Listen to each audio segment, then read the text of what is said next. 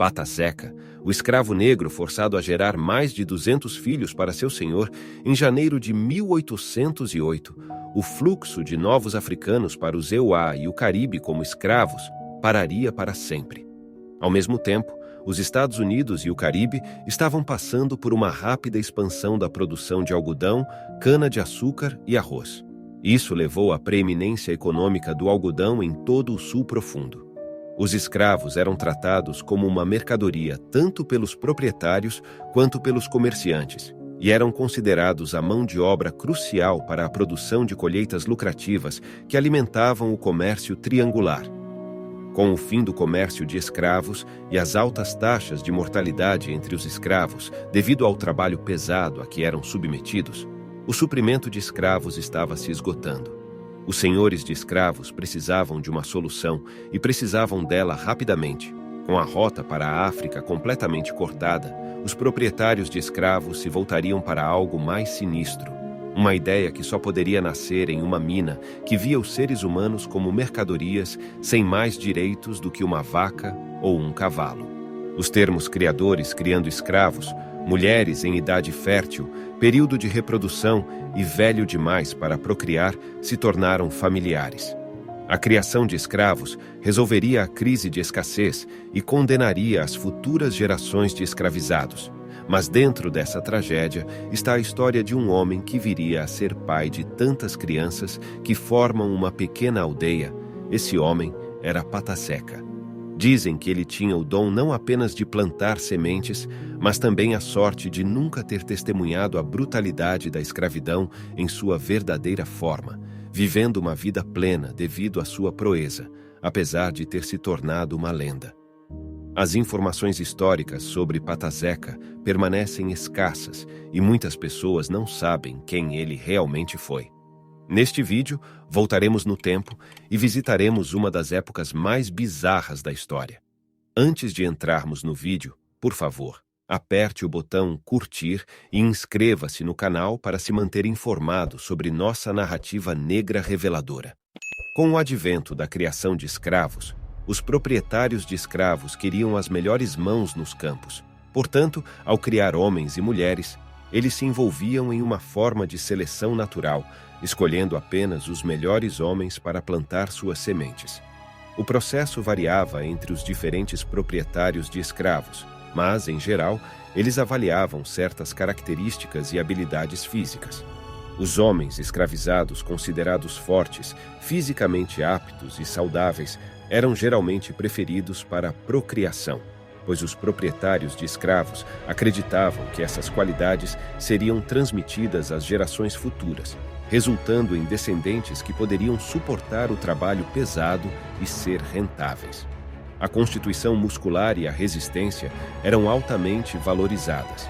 Acreditava-se que essas características melhoravam a capacidade de um indivíduo de trabalhar no campo, realizar tarefas pesadas e suportar as condições adversas da vida nas plantações. Os homens escravizados que apresentavam essas características eram frequentemente escolhidos como parceiros de reprodução. Além disso, alguns proprietários de escravos priorizavam atributos físicos específicos que acreditavam que aumentariam o valor de mercado dos indivíduos escravizados.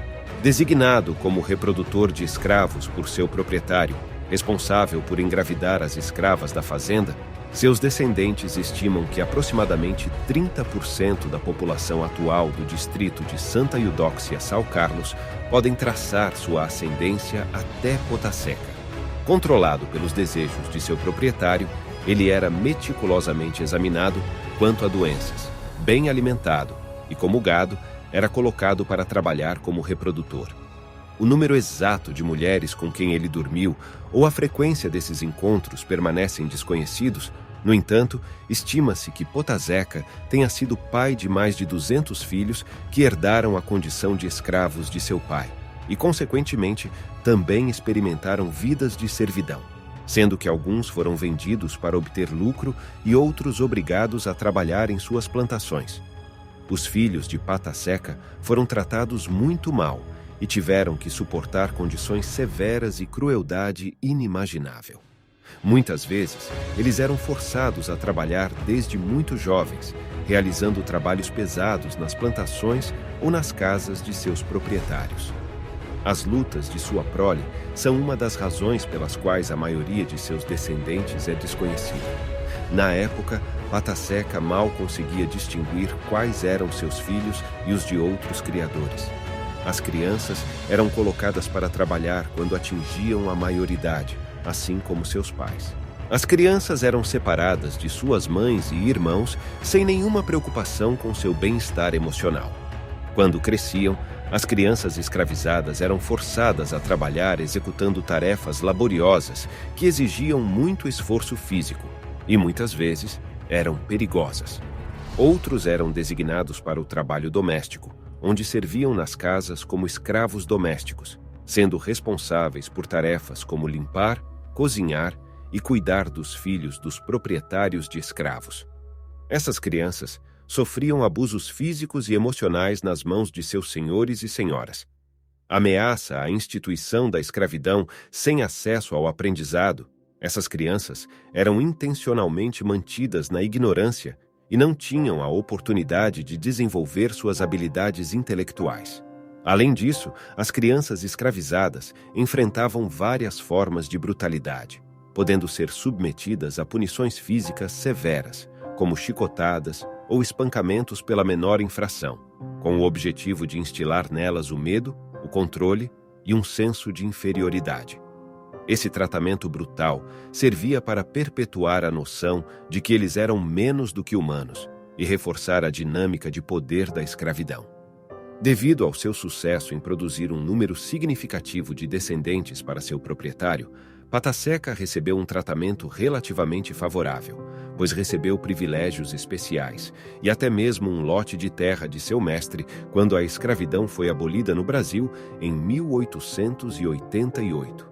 Palmira, com quem se casou, e juntos criaram 9 filhos, formando a base de sua própria família na terra que lhe foi presenteada por seu antigo senhor. Seica se dedicou a construir uma nova vida para sua família, assumindo o papel de fazendeiro.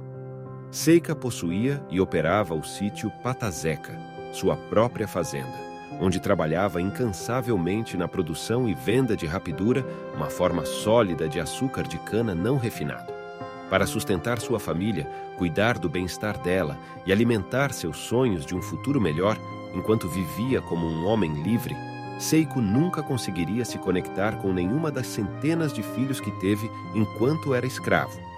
Como um homem que não tinha educação formal e enfrentava a cruel realidade da era da escravidão, Seica não tinha acesso a nenhuma documentação que pudesse ajudá-lo a rastrear qualquer um de seus descendentes, indicando que seus pais e mães raramente eram mantidos, o que complicou ainda mais sua busca. Pataseca morreu em 13 de junho de 1958, aos 130 anos de idade, em sua cama em Santa Eudóxia, São Paulo, Brasil. No momento de sua morte, ele estava cercado por sua família e amigos que o homenagearam com canções e orações. Em 1889, a ascensão e a queda de vários presidentes e ditadores, 2 guerras mundiais e muitos movimentos sociais. Seu funeral foi assistido por milhares de pessoas que lhe prestaram homenagem.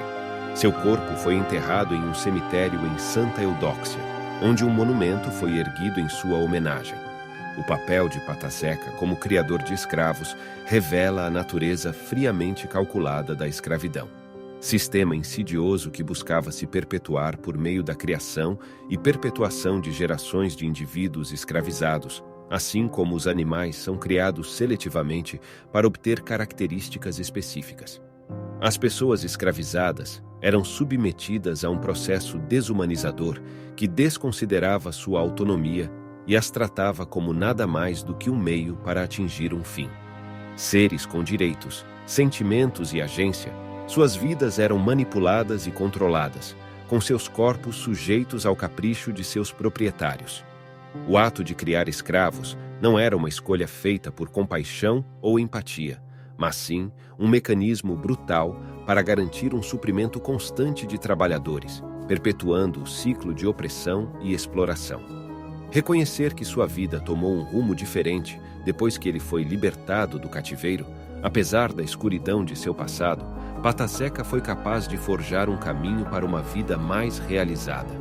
Seu legado continua vivo como um testemunho da força e da resiliência daqueles que suportaram os capítulos mais sombrios da história. Nós ficamos por aqui.